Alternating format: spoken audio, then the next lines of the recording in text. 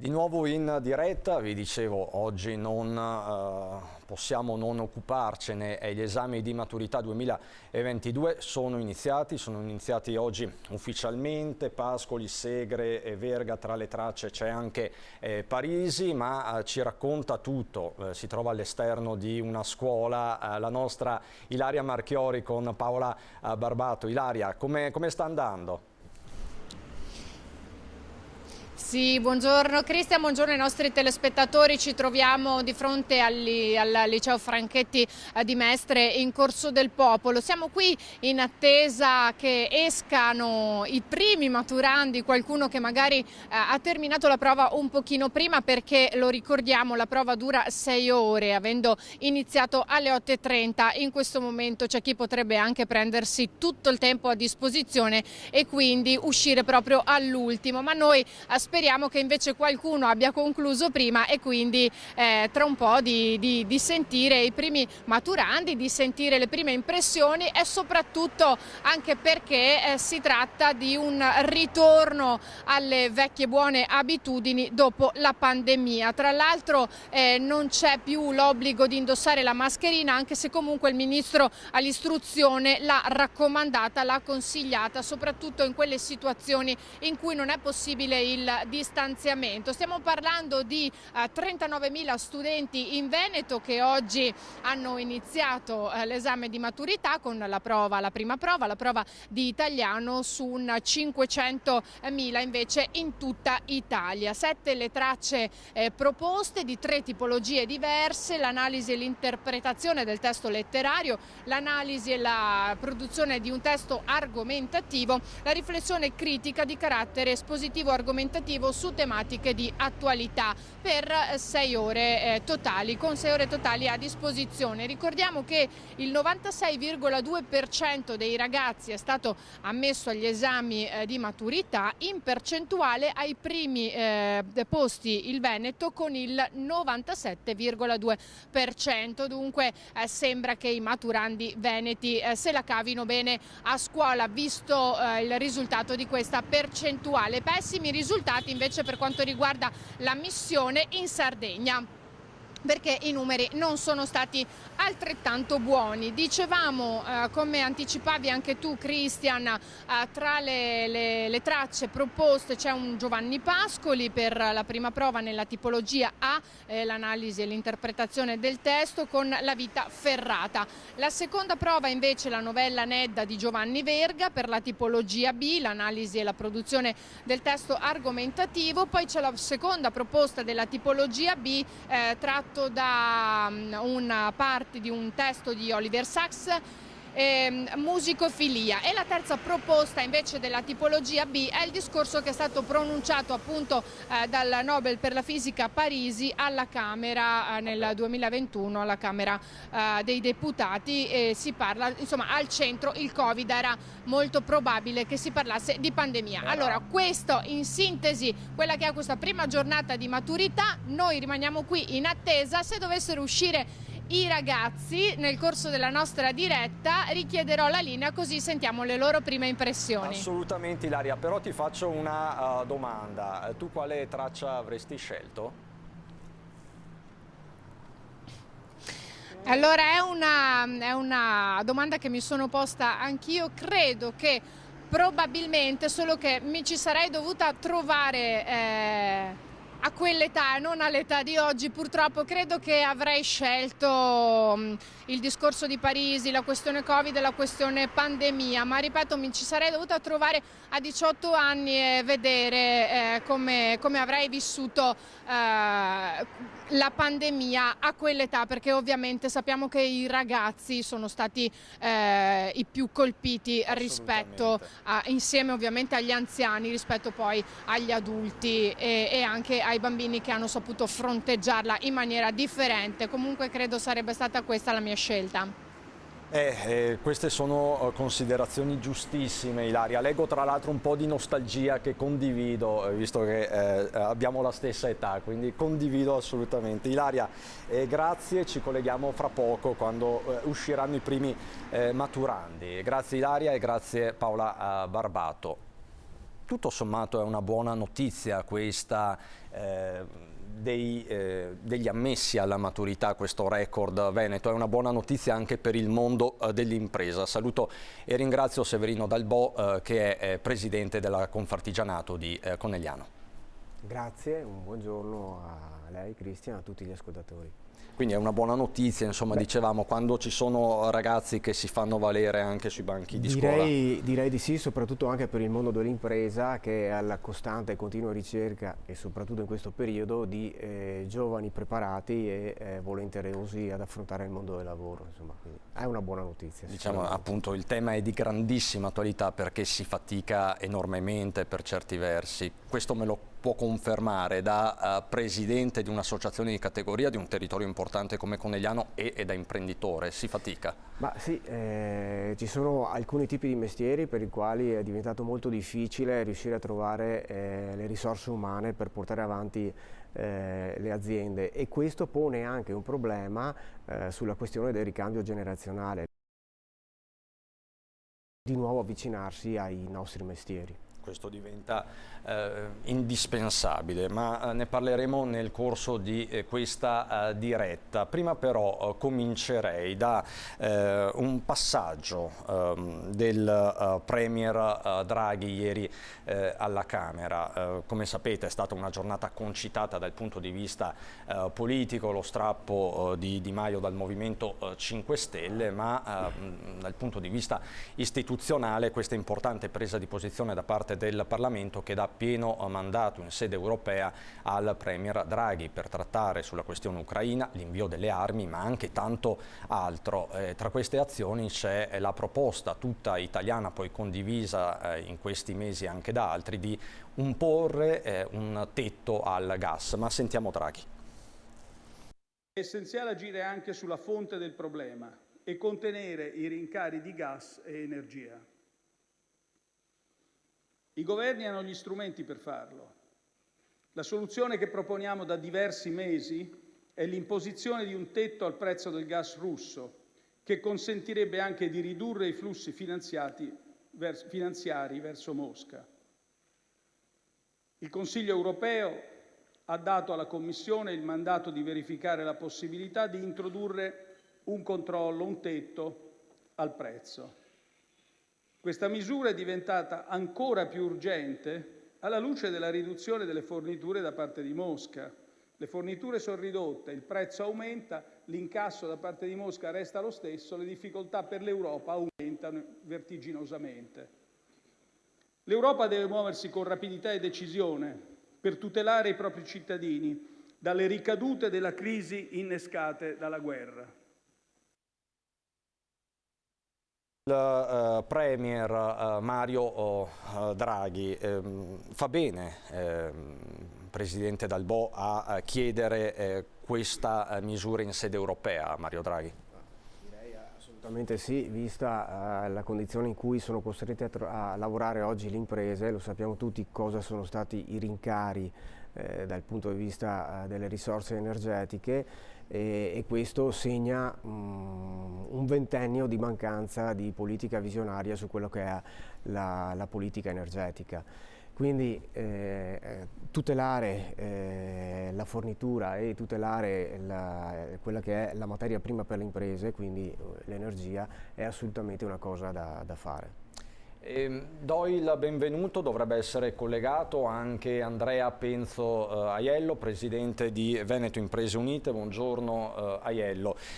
Faccio la stessa domanda anche a lei. La sua associazione è molto impegnata su questo fronte, sul caro bollette, non potrebbe essere altrimenti. Questa proposta di Draghi diventerà realtà, sarà condivisa anche dagli altri leader europei? Innanzitutto buongiorno a voi e buongiorno ai telespettatori. Sicuramente se l'Europa si muoverà in questa direzione in maniera compatta permetterà poi di raggiungere quello che potrebbe essere una prima svolta nel tema appunto del rincaro dell'energia. Però questo ovviamente non basta. Un'altra cosa che noi abbiamo chiesto infatti al governo proprio in questi giorni è quello anche poi di vigilare su quanto l'aumento del prezzo dell'energia al mercato all'ingrosso venga poi gestito come aumento per il consumatore finale, perché se non c'è questa vigilanza si rischia spesso di incorrere poi in speculazioni di aziende che nascono e muoiono magari nel giro di qualche anno, e proprio in questo momento in cui si discute proprio del decreto concorrenze potrebbe essere il momento giusto per mettere un punto a questo ulteriore problema. Ecco, tra l'altro voi siete mobilitati da questo punto di vista, in queste settimane avete coinvolto diversi parlamentari, penso Aiello mi è sparito proprio in questo istante. Ah, Ecco. era sparito solo... Okay, no. Eccoci qua. Allora, dicevo, penso, voi vi siete mobilitati con i parlamentari del Veneto per portare avanti delle proposte concrete. Ce n'è una particolare che è un po' provocatoria. Il reddito di cittadinanza vada alle imprese e non appunto a chi lo percepisce ora. Ci spieghi un attimo questa sua proposta shock, tra virgolette? Sì. Noi quest'anno ci siamo posti come fil rouge del nostro operato due principi, che sono quelli di mantenere la liquidità nelle aziende per poter poi reinvestire appunto nella ripartenza e mantenere professionalità nelle aziende. Questo perché già nel 2021 avevamo denunciato il problema di una possibile diaspora di lavoratori qualificati delle aziende, perché non si erano sentiti tutelati durante il periodo di lockdown da quelli che erano i provvedimenti messi in atto dallo Stato. Abbiamo parlato con il presidente Pone dell'INPS regionale, abbiamo parlato con il presidente Zaia. Purtroppo però non è stato messo in opera nessuna contromisura in tempi utili, e ci troviamo oggi ad avere appunto una carenza di personale qualificato ormai in tutti i settori e soprattutto una difficoltà a reperire personale, e questo è indubbio, va anche messo un po' in causa al reddito di cittadinanza, che soprattutto in certi territori dà spesso un alibi troppo goloso per poter portare a casa qualcosa senza faticare realmente.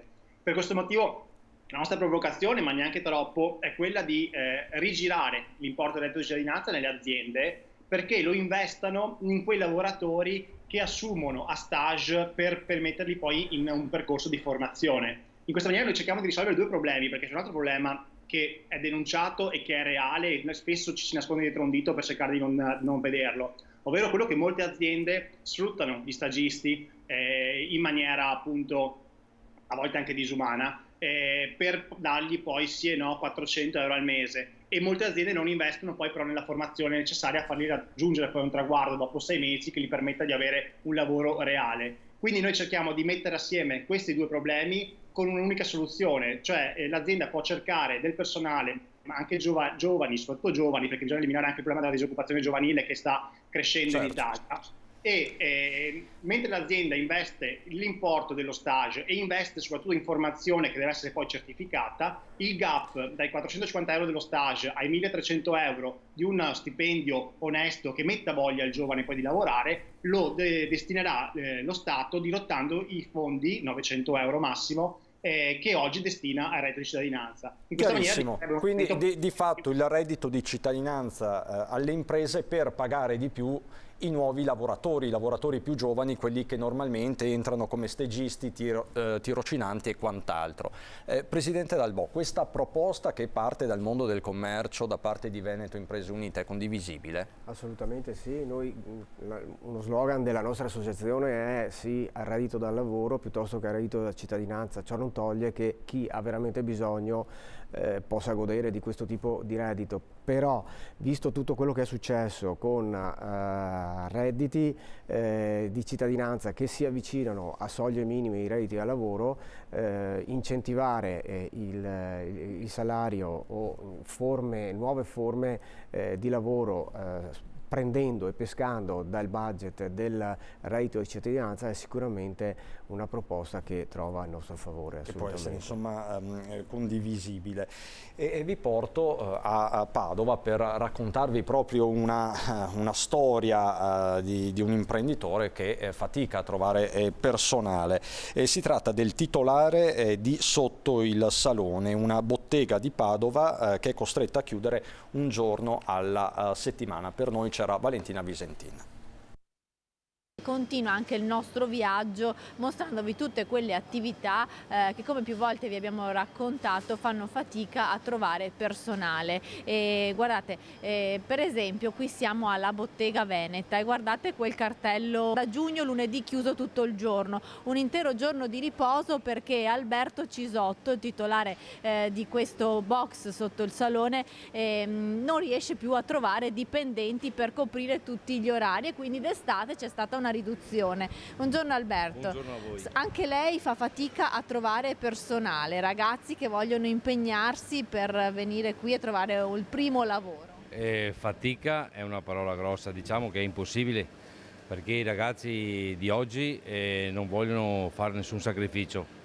Lo stipendio è andato al terzo posto, per loro adesso è il tempo libero, loro vogliono solo tempo libero. Quindi quando si presenta un ragazzo per un lavoro, cosa le chiede? Le prime cose che le chiedono?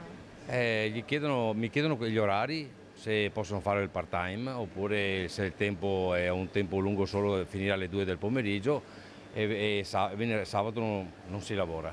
Dico, questo è il lavoro che c'è il sabato, e io dico comunque c'è un po' di sacrificio, viene retribuito bene. Non importa, non è la retribuzione che importa avere il tempo libero. E quindi lei cosa è stato costretto a fare per questi mesi estivi? Allora, per questi mesi estivi sono costretto di tenere chiuso tutto il lunedì, sebbene che abbiamo lavoro, perché io al lunedì non è che non lavoro lo stesso, però devo vedere un po' la mia vita, perciò ho deciso di tenere chiuso tutto il lunedì, devo tenere chiuso. Di fatto che con lei, se riusciamo a inquadrarli, lavorano solo la moglie e il figlio. Mia moglie e mio figlio, è per fortuna che ho loro, perché altrimenti dovrei chiudere l'attività, non dico venderla, dovrei proprio chiuderla. Questo secondo me è stato il reddito di cittadinanza che è stato dato a cani e porci. Io dico che doveva esserci, ma le persone soprattutto bisognose proprio stop. I ragazzi zero centesimi, devono lavorare. Questa è una testimonianza forte ed emblematica raccolta dalla nostra Valentina Visentin. Questo titolare, questo imprenditore dà la colpa al reddito di cittadinanza in parte, però quello che emerge dal BO è che forse sta cambiando proprio l'approccio al lavoro.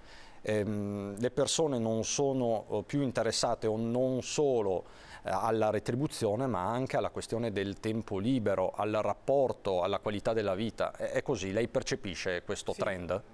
Sono pienamente d'accordo. A questo aggiungerei anche un altro aspetto, che è la forte domanda di lavoro che c'è in questo momento. Quindi anche i dati che abbiamo visto circa una decina di giorni fa, dove le dimissioni dal lavoro di giovani, ma non solo giovani, hanno raggiunto dei livelli molto alti, dicono che c'è la possibilità di passare da un lavoro all'altro con un'estrema facilità, proprio per la forte domanda di lavoro. E tutte queste cose innescano anche la possibilità di chiedere qualcosa di più per se stessi, con l'obiettivo appunto di avere del tempo libero in più e godere un po' di quello che è la vita quotidiana, insomma. Quindi potrebbe essersi in qualche modo anche imposto un circolo virtuoso, se ben gestito, o no?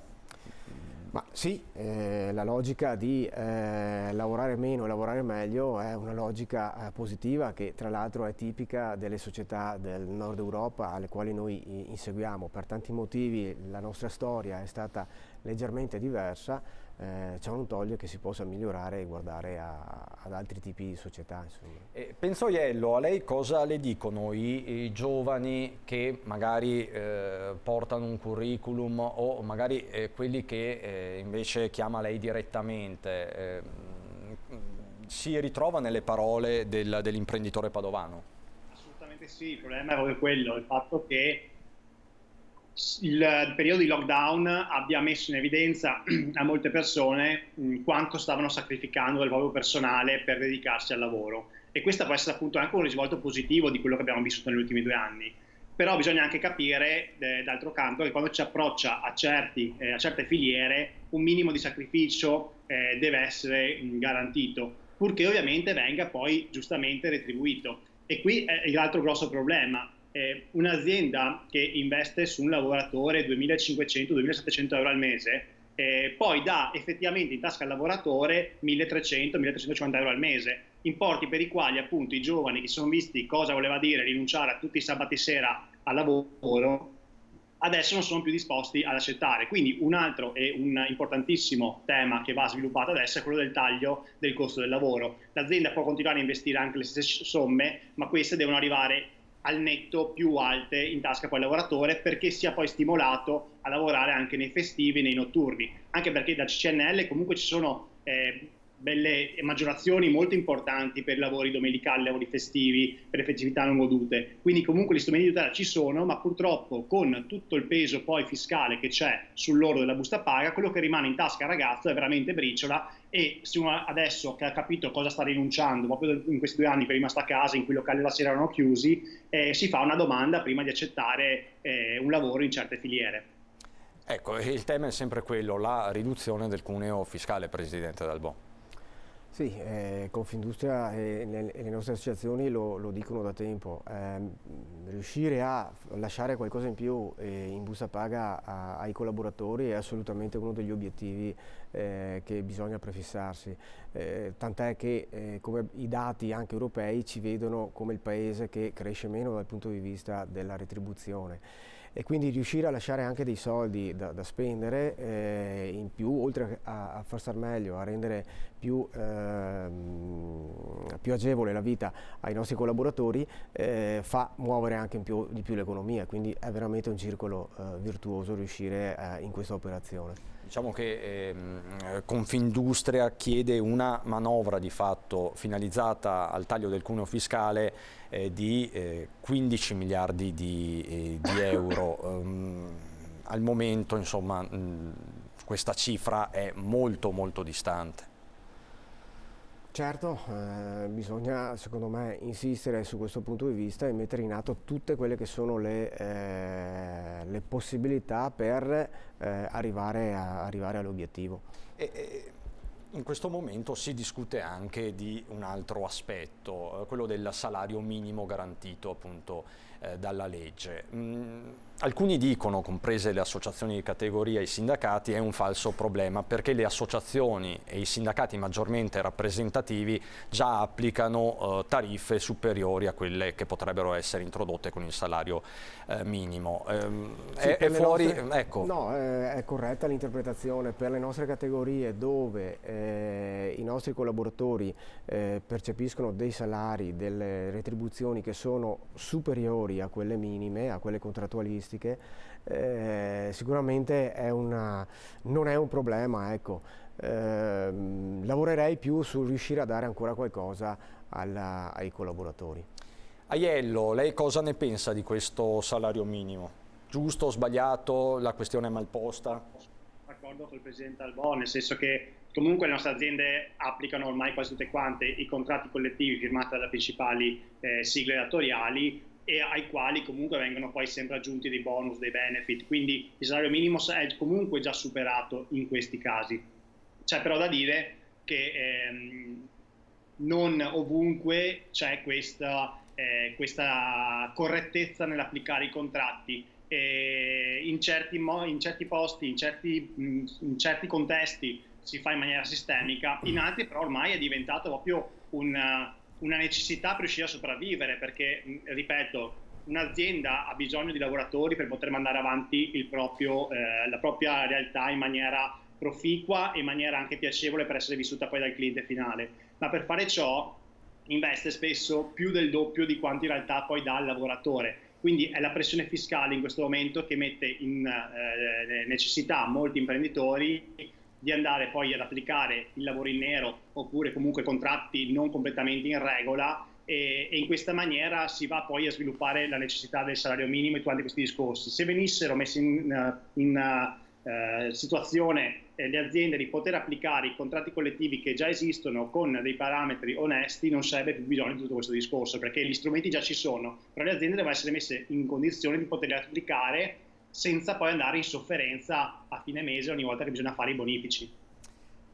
Io cambierei tema, ma solo in parte, perché parliamo sempre di economia. In realtà c'è un grosso allarme in questi giorni che riguarda la siccità e come sapete è una questione questa che va a incidere soprattutto in un mondo, quello dell'agricoltura. Tra l'altro è in corso una interlocuzione proprio in queste ore tra governo e regioni per arrivare alla dichiarazione di uno stato di emergenza che consentirebbe di dare anche particolari poteri alla protezione civile. La Regione del Veneto è stata la prima a chiedere questo tipo di percorso all'esecutivo Draghi. Anche qui staremo a vedere, ma intanto ci sono delle parole pesanti che arrivano dal presidente della provincia di Treviso Stefano Marcon, che dice: non possiamo escludere razionamenti. Partiamo da qui.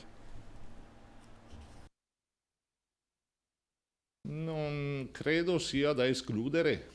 Può essere che se non c'è un'inversione di tendenza, se non piove, se non si caricano i bacini, questa è una delle ipotesi che può essere messa in pista. Certo, è emergenziale, sarà sicuramente uno degli ultimi strumenti da tenere in considerazione, ma credo non si possa escludere in questo momento. Non è quindi uno spauracchio, ma un'ipotesi concreta, quella del razionamento dell'acqua anche per le utenze private. Il presidente della provincia di Treviso, Stefano Marcon, lo dice chiaro e tondo: tanti primi cittadini nella Marca e non solo che stanno correndo ai ripari. Certo è che i sindaci si stanno attivando tutti con ordinanze per il contenimento del consumo dell'acqua, l'ho fatto anch'io a Castelfranco Veneto, limitando al solo uso domestico, niente sprechi, tutte insomma le indicazioni che arrivano in questa fase che veramente è un'emergenza che non abbiamo mai vissuto. Sindaci che guardano anche alla regione, dove il presidente Luca Zai ha confermato a metà mattina che si è al lavoro per un'ordinanza di carattere generale. Sta tentando di lavorare su questo fronte, l'ho già detto anche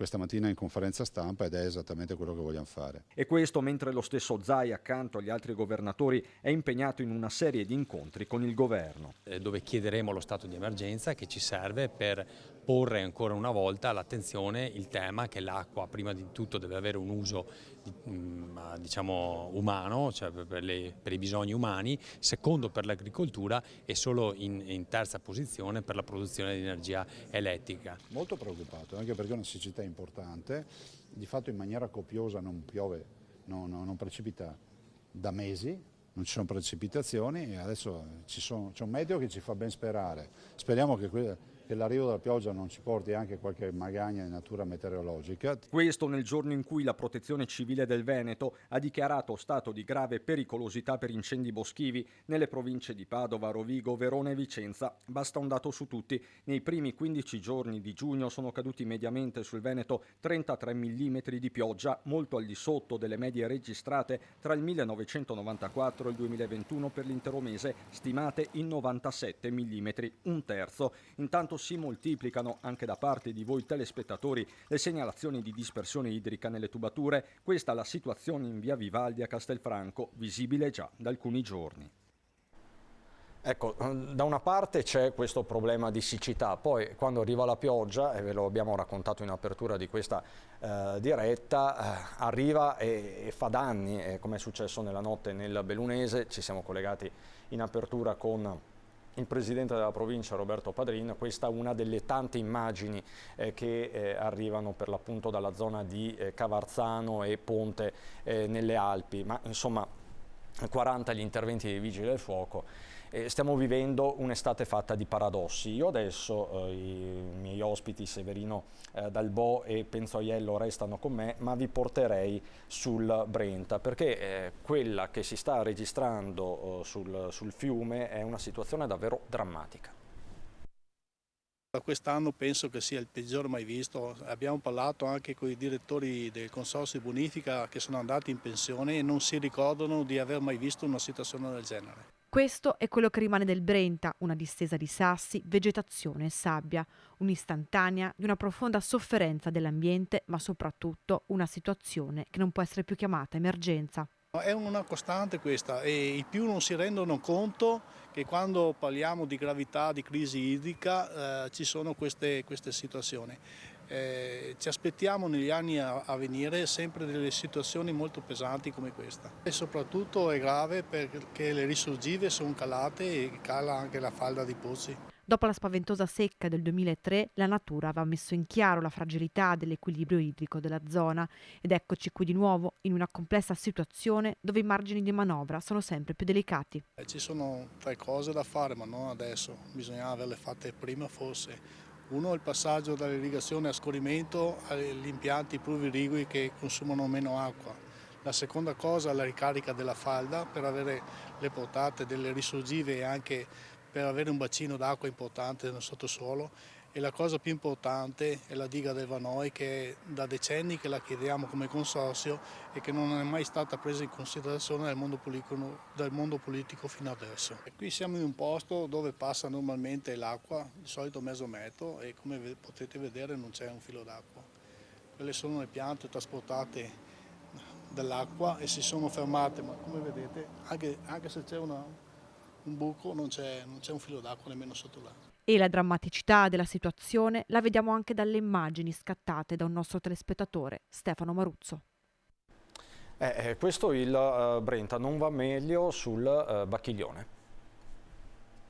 Siamo proprio sotto il ponte del Bassanello, vedete al momento vi riusciamo a inquadrare i volontari e i lavoratori della cooperativa Piovego che da questa mattina sono impegnati, come vedete. Intanto vedete il livello dell'acqua che è bassissimo, perché vedete quell'operaio al lavoro ha l'acqua che arriva un poco più sopra delle ginocchia, quindi è molto bassa, e sono al lavoro perché la siccità, la poca acqua ha provocato ovviamente un proliferare di alghe e di erba che ha bloccato le chiuse qui del ponte e quindi adesso vi mostriamo quali sono le condizioni del fiume. Oltre alla siccità non passa l'acqua del Bacchiglione e i canali cittadini si stanno piano piano asciugando, una situazione che è stata monitorata ieri anche da Chiara Gallani di Coalizione Civica insieme ai rappresentanti del Genio Civile, e proprio perché le alghe ostruiscono le chiuse e i ponti,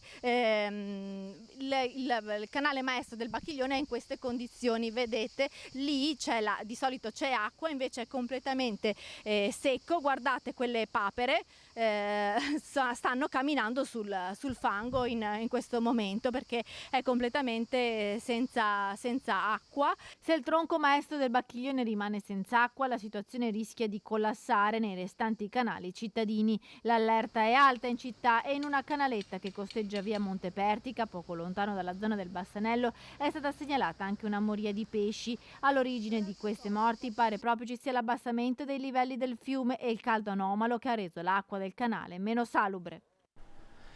Dalbo, anche questo è un tema economico che incide poi nella vita delle imprese. Certo, diceva prima, sentivo il presidente del consorzio del Brenta, ci sono delle soluzioni tecniche che si possono fare per risolverlo, però la preoccupazione mia è che alla base di questo il problema non è risolvibile facilmente, in special modo se facciamo riferimento al cambiamento climatico, che è in parte responsabile sia della siccità ma anche di tutti questi micro eventi disastrosi che stanno avvenendo nel territorio.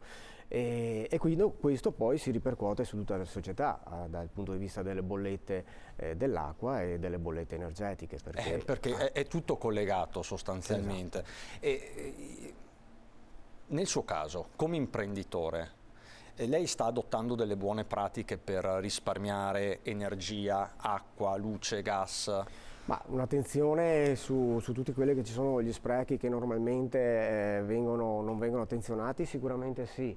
Un'attenzione a una fornitura di energia che venga da energie alternative è quello che stiamo facendo, e quindi in questo senso si sta lavorando. Certo è che c'è anche una coscienza ecologica che guarda sicuramente al benessere del futuro del nostro territorio, e quindi questa non può essere trascurata. E Penzoliello, nella sua gestione ordinaria, lei è titolare di un esercizio pubblico, di un bar in pieno centro a Treviso. Lei ha adottato delle buone pratiche, sta tentando di risparmiare in qualche modo, già lo faceva?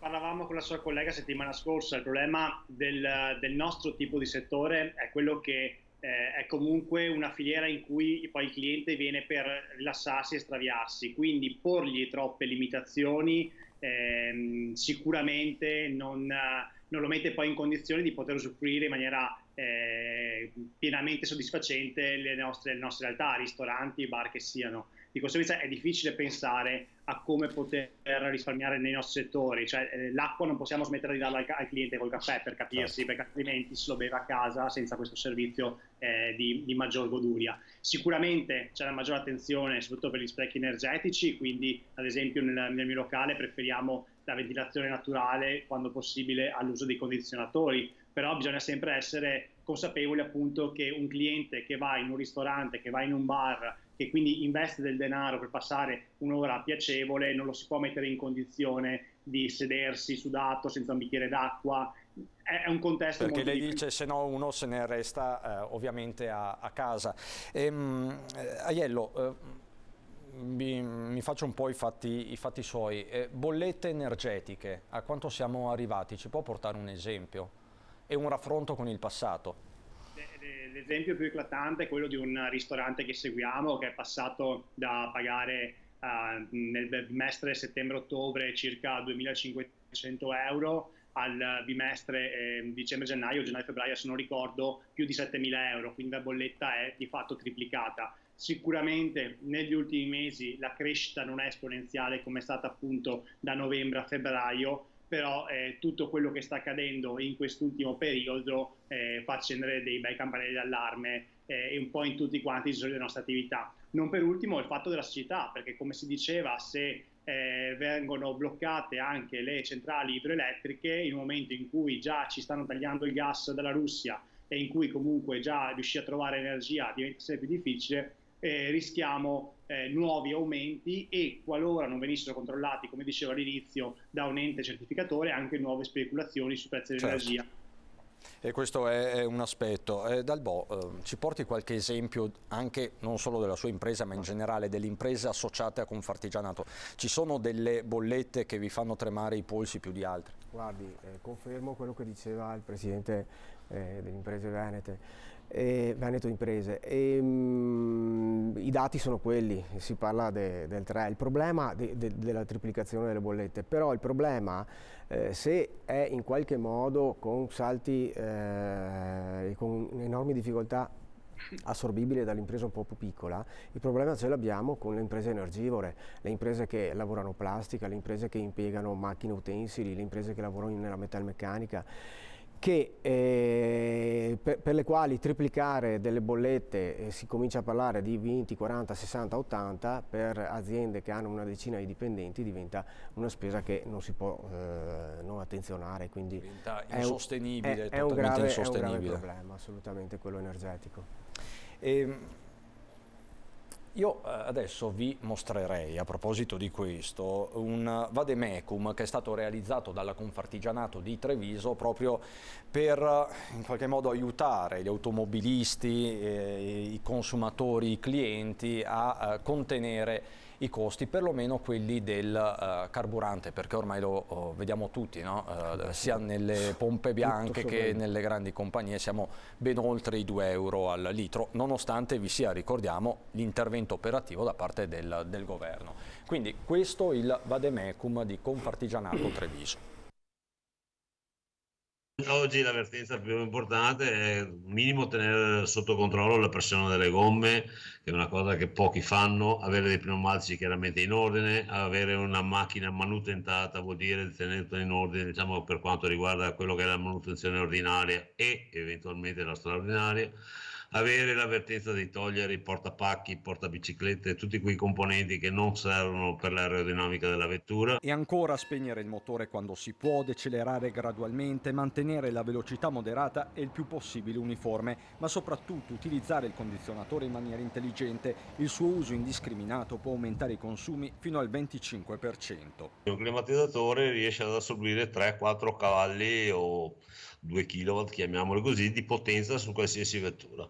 Quindi proporzionata al consumo della vettura, i 2-3 kW fanno, diciamo, un consumo non indifferente a volte. Tutte buone pratiche che la sezione autoriparatori della Confartigianato di Treviso ha messo nero su bianco per aiutare gli automobilisti in un momento difficilissimo, con i prezzi alla pompa abbondantemente sopra i 2 euro quasi ovunque. In officine e carrozzerie l'umore della clientela è ovviamente pessimo, tanti sono alla ricerca di soluzioni miracolose. Nello sfogatoio manca solo che ci chiedono di riuscire a inventare l'acqua che fa funzionare la vettura. Da qui l'idea di una lista di buone pratiche, oggi più che mai urgente. Il vademecum, chiamiamolo così, è per poter nel nostro piccolo aiutare, diciamo così, con qualche consiglio eventualmente il risparmio economico, diciamo, di questo aumento di costi di carburanti sulle vetture, eccetera, perché a volte piccole, chiamiamole così, azioni o piccoli gesti possono far cambiare magari nell'arco di un mese i 10-20 euro di consumo di carburanti in più o in meno, insomma. Questi i consigli degli artigiani trevigiani. Tra l'altro Bosi è un suo collega dal Bo. Lei lavora nell'automotive con la sua impresa artigiana, tra l'altro automotive che sta facendo tutto un percorso di transizione, no? Si parla tanto dell'elettrico, ci sono delle linee anche da parte dell'Unione Europea in vista del 2035 che sono state contestate da più parti, compresa la Confindustria. Ecco, da questo punto di vista che prospettive ci sono? Sì. Tra caro carburante, transizionale elettrico, è un periodo tosto. Confermo le parole del collega, in particolar modo sulla pressione pneumatici e sulla manutenzione, in particolar modo dei motori a gasolio. Per quel che riguarda la transizione, abbiamo oggi tutto il sistema ibrido che è un periodo di vera e propria transizione e questa dichiarazione da parte dell'Unione Europea per cui dal 2035 non verrà più prodotto un motore endotermico va presa con le pinze, perché pare che l'obiettivo non sia quello di abbattere le emissioni ma quello di abbattere il motore endotermico. Cosa voglio dire? Voglio dire che l'ideale sarebbe stato sì promuovere il motore elettrico ma anche promuovere forme di carburanti alternativi altrettanto ecologici senza andare a minare quella che è la produzione del motore endotermico, perché poi, voglio o no, questa cosa porta con sé tutta una serie di conseguenze dal punto di vista economico. Tra l'altro e del mondo del lavoro. La filiera dell'automotive in Veneto, in provincia di Treviso in particolare, è una filiera immensa che dialoga costantemente con la Germania da questo punto di vista, e sappiamo che ci sono frizioni anche in Germania da questo punto di vista. Assolutamente sì, cioè, i grandi gruppi tedeschi stanno investendo molto sull'elettrico, ma il fiore all'occhiello dei loro mezzi è sicuramente l'autoveicolo alimentato col motore endotermico. Noi nella nostra subfornitura siamo produttori con la componentistica di N pezzi sia dal punto di vista degli accessori ma anche e soprattutto dal punto di vista della motoristica. Si parla di transizione all'elettrico e poi c'è tutta la tematica dell'idrogeno. Diciamo che l'idrogeno viaggia un po' sulla stessa direzione, nel senso che l'elemento di motricità è sempre rappresentato da un motore elettrico. Oggi bisogna fare attenzione al saldo energetico, perché se produrre idrogeno diventa dispendioso rispetto a quello della produzione dell'energia elettrica, è un saldo negativo e quindi va contestualizzato e va programmato nella dovuta maniera. Abbiamo titolato Benzina alle stelle, morale a terra, e per questo si sale in bici, verrebbe da dire. Do il benvenuto, buongiorno a Paolo Manfredi, che è consulente per la trasformazione digitale, responsabile del progetto Arti Bici di Confartigianato. Lancerete venerdì, se non sbaglio, un importante progetto al convento di San Francesco a Conegliano. Buongiorno Manfredi.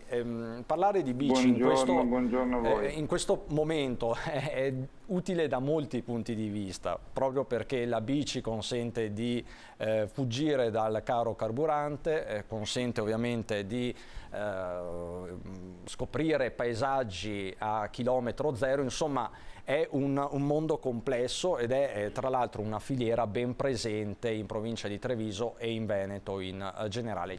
Partiamo da qualche numero. Sì, innanzitutto buongiorno, grazie per l'invito. L'economia della bicicletta è un'economia che in Italia vale 1058 milioni di fatturato, che derivano per l'83% dalla produzione. L'Italia ha delle quote molto importanti di produzione, di occupati, parliamo di oltre 3.300 imprese che occupano più di 7.000 addetti. Il 60% di queste imprese sono imprese artigiane e l'83% di questo fatturato deriva dalla produzione di biciclette e componenti. L'Italia è il terzo esportatore europeo del settore della bicicletta con l'11%, ha un saldo commerciale molto, molto rilevante, che sono più 60 milioni di euro, ed è il primo paese nell'Unione Europea per numero di biciclette complete esportate.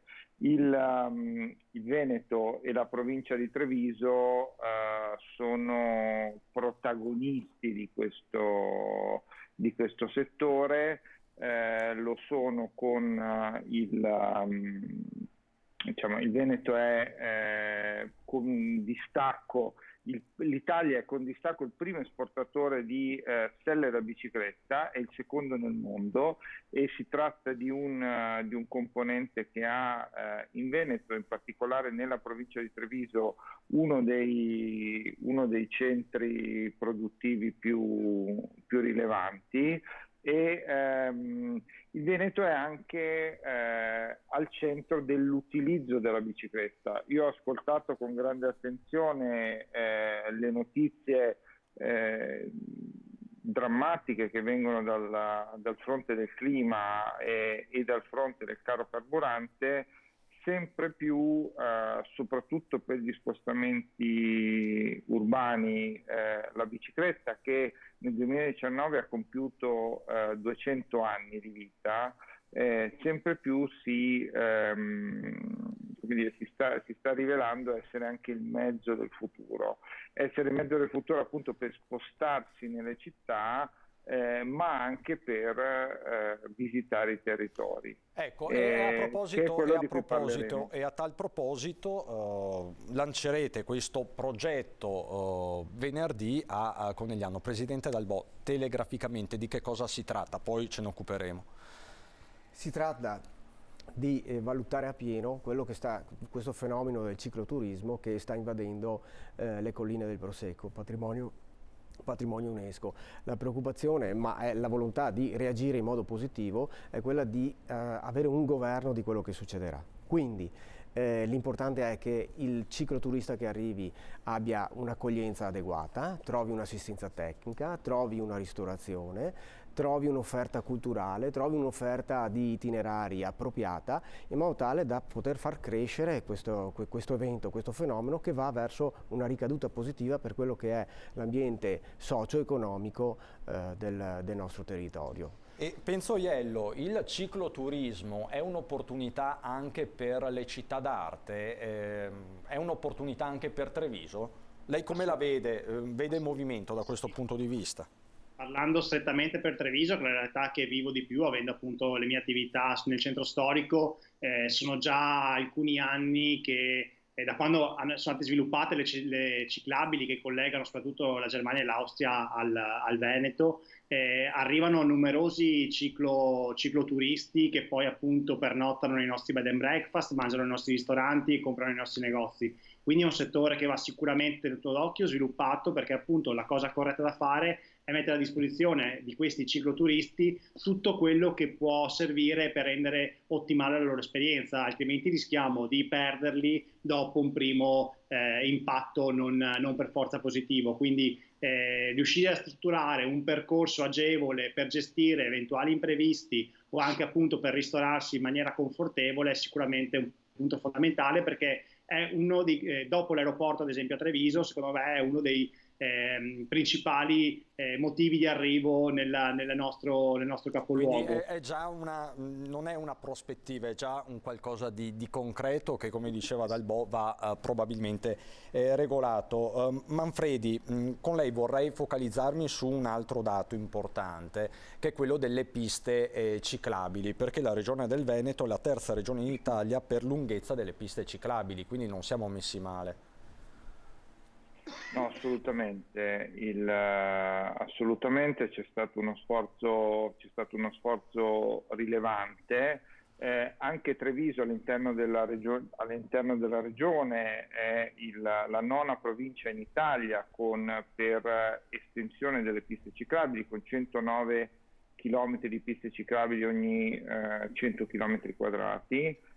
Sicuramente sono territori che si prestano anche orograficamente, e questo delle piste ciclabili è un pezzo rilevante appunto di un cambiamento anche culturale che deve essere integrato, come si diceva prima, con il sistema dei servizi. Il fare cicloturismo è un'esperienza di vita del territorio molto diretta, molto stimolante, che però appunto necessita non solo di avere un territorio molto bello, e voi lo avete, non solo di avere delle piste ciclabili, ma anche di avere sempre più un'offerta ricca per chi voglia fermarsi, voglia visitare un monumento, un museo o perché no un'azienda artigiana, o voglia rifocillarsi. Ecco allora che avere un'offerta integrata diventa un tema fondamentale per la competitività turistica del territorio verso questo nuovo modo di fare turismo, che è destinato a diventare sempre più popolare. Manfredi, la ringrazio per questo suo intervento, buon lavoro, a presto. Arrivederci, grazie. E ringrazio anche e saluto Andrea Penzo Aiello, presidente di Veneto Imprese Unite. Buon lavoro anche a lei, Aiello, ci tenga aggiornati sui vostri fronti di battaglia. Resta con me ancora qualche minuto Dalbò, e noi ritorniamo per un attimo alla cronaca, perché nel Padovano c'è un alert persona scomparsa. Abbiamo un servizio da proporvi, appena montato dalla nostra redazione di Padova, quindi si cerca questo ragazzo in provincia di Padova. L'annuncio corre sulla rete: è scomparso un ragazzo di 24 anni, Michael Galli, originario di un paesino in provincia di Cremona, ma da circa un anno vive a Padova con la zia in zona Terranegra. Da lunedì sera non si hanno più notizie di lui, tanto che i familiari si sono recati dai carabinieri padovani per segnalarne la scomparsa. La segnalazione parla di un ragazzo con pantaloni corti, maglietta beige, scarpe da ginnastica e marsupio e, segnala qualcuno, anche un quaderno. Per ora non ci sono ricerche in corso, anche perché è trascorso appena un giorno e dunque il suo è considerato a tutti gli effetti un allontanamento volontario. Così nel Padovano.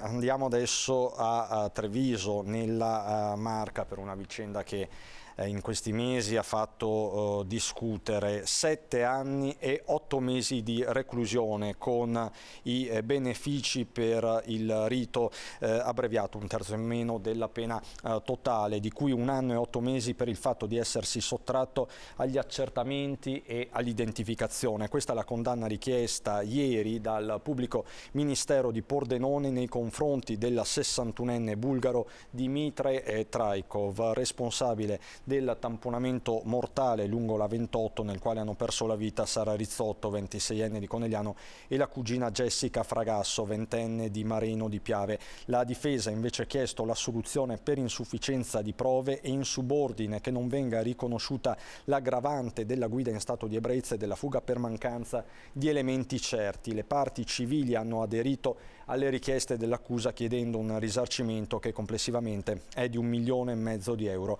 Il bulgaro presente in aula ha chiesto perdono per quello che ha fatto. La prossima settimana si attende la sentenza definitiva. È una vicenda che veramente ha fatto discutere, tra l'altro Dal Bo, lei è coneglianese, quindi conosce bene. Sì, conoscevo anche chi ci ha messo le pene, insomma, quindi è una ferita, una tragedia davvero. È una ferita ancora aperta che ovviamente noi stiamo seguendo, tra l'altro in un periodo molto complicato dal punto di vista degli incidenti stradali, della sicurezza stradale più in generale.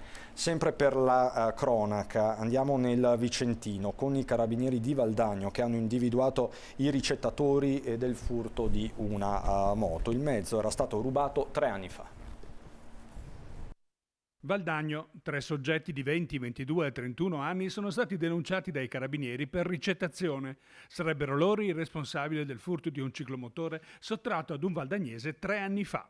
Il mezzo era stato parcheggiato sotto casa del proprietario lungo una via centrale della città. Era il novembre del 2019 e il derubato aveva presentato subito regolare denuncia del furto, ma ormai aveva perso la speranza di rientrare in possesso della sua moto. Così invece non è stato. I carabinieri, con un paziente lavoro di indagine, hanno ricostruito i passaggi di mano del ciclomotore rubato, individuandone il responsabile, che ora dovranno rispondere all'autorità giudiziaria per ricettazione d'acquisto di beni di sospetta provenienza.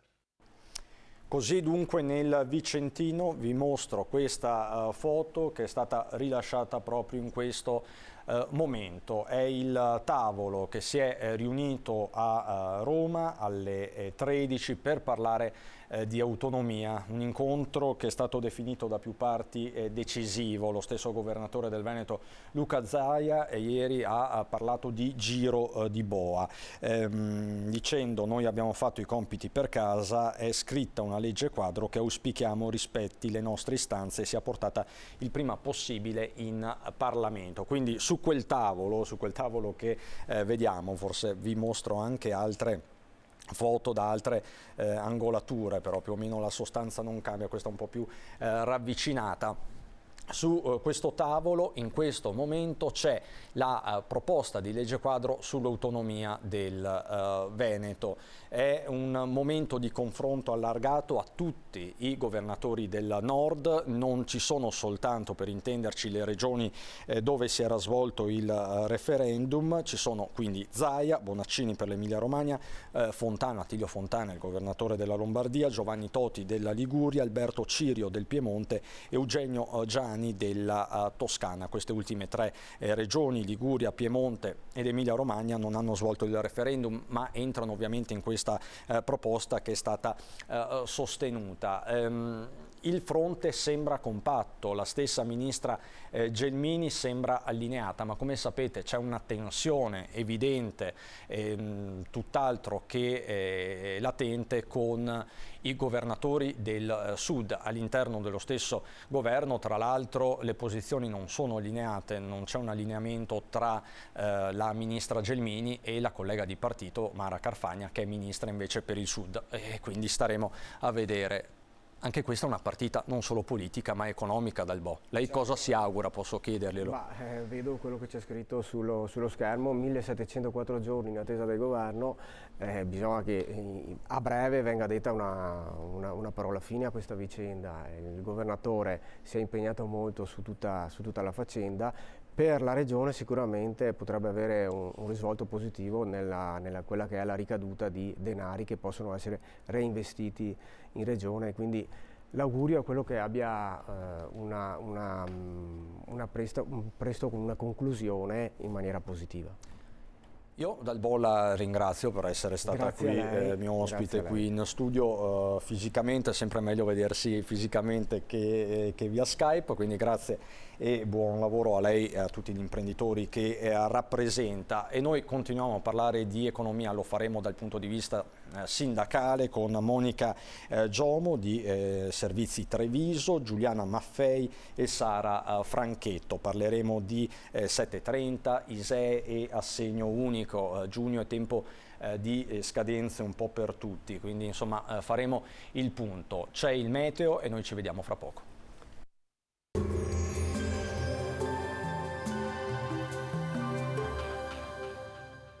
Cooperativa Agricola Volpago. Da noi trovi la carne fresca di prima qualità, genuina e salutare per il tuo benessere. Ci trovi a Volpago del Montello, Pieve del Grappa e Tre Baseleghe.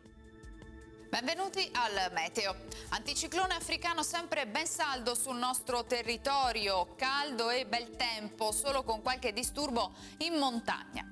Vediamo il dettaglio di mercoledì 22 giugno. Sul Veneto avremo un ampio soleggiamento, il cielo, lo vedete, si presenterà al massimo poco nuvoloso.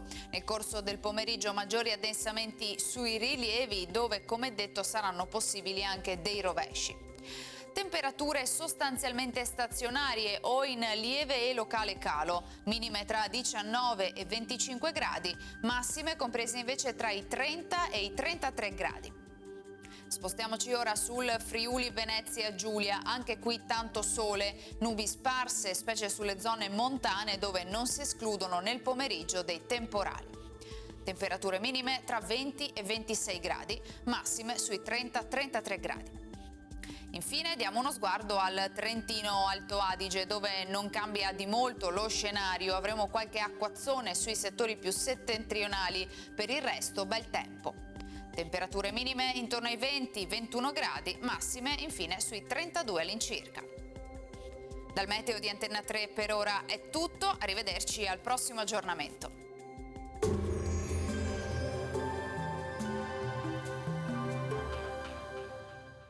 Cooperativa Agricola Volpago. Da noi trovi la carne fresca di prima qualità, genuina e salutare per il tuo benessere. Ci trovi a Volpago del Montello, Pieve del Grappa e Tre Baseleghe.